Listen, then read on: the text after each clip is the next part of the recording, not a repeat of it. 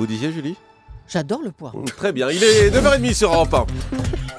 Le journal des médias avec Thomas Mais Joubert. j'en ai dans mon jardin. Écoutez, ça nous fait très plaisir. Le journal des Voilà. médias, Thomas Joubert. Bonjour Thomas. Bonjour, à la une ce matin, les mémoires de Jean-Luc Delarue font déjà polémique. Les derniers jours de Delphine Vespizer dans la peau de Miss France et une candidate virée de The Voice avant même son audition. On commence avec l'ancienne compagne de Jean-Luc Delarue qui veut donc faire interdire la parution de son autobiographie. Hier, Elisabeth Bost a mis en demeure les éditions de l'Archipel d'arrêter la publication du livre de Jean-Luc Delarue qui doit sortir le 5 décembre. Elle envisage une action en référé. L'éditeur affirme de son côté ne pas comprendre qu'une personne veuille faire interdire le livre avant même d'avoir eu connaissance de son contenu. Selon lui, Jean-Luc Delarue a signé un contrat d'édition et il n'y a aucune raison pour qu'une personne extérieure à ce projet s'y oppose. Affaire à suivre.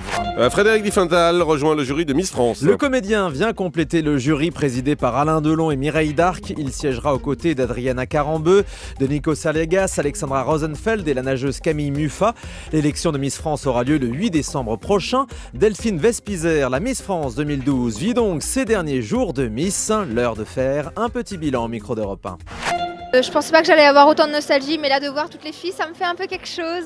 Malgré tout, j'ai vraiment profité de mon année. Et voilà, et j'ai encore plein de projets pour l'année prochaine. Ça ne s'arrête pas là. Donc vraiment, quand les personnes me disent « mais vous n'êtes pas trop triste », ça ne s'arrête pas. Ça continue. Tout ce que j'ai fait cette année, je continuerai à faire ça l'année prochaine. En plus, ça, je reprendrai mon école. Donc voilà, j'aurai un peu plus de temps aussi pour les miens. Donc tout ça ne s'arrête pas.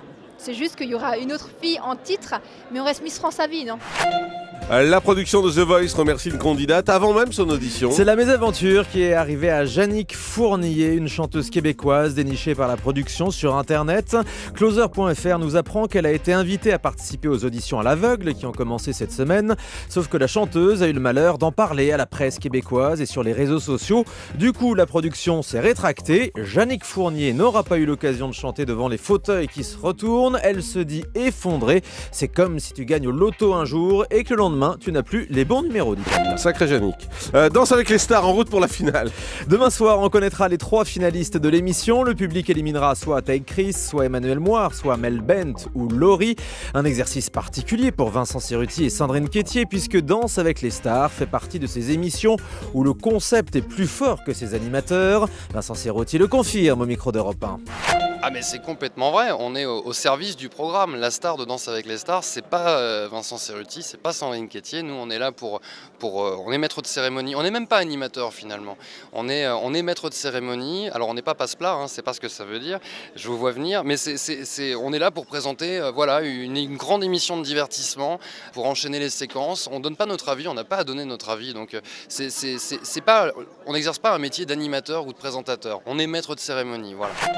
Plus belle la vie se mobilise pour le Téléthon. 5 comédiens de la série seront sur le plateau de l'émission les 7 et 8 décembre prochains sur France Télé. C'est ce que nous apprend Télé 7 jours.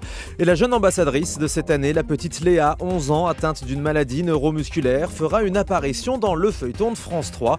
Elle jouera une cliente du Mistral avec sa maman.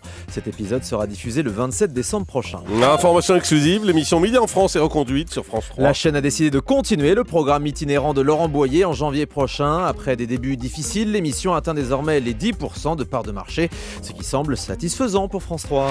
Les avocats de Bertrand Cantat portent plainte contre Paris Match. Dans son numéro de cette semaine, l'hebdomadaire publie le témoignage des ex-beaux-parents du chanteur qui l'accusent de violence sur leur fille Christina qui s'est suicidée en 2010. La mère de la jeune femme affirme que Bertrand Cantat lui faisait subir des violences à l'époque de leur relation.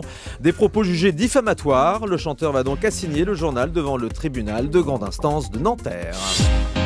Et on termine avec le chiffre du jour. 4, ce sera le nombre de prime time du grand concours de pâtisserie lancé par France 2.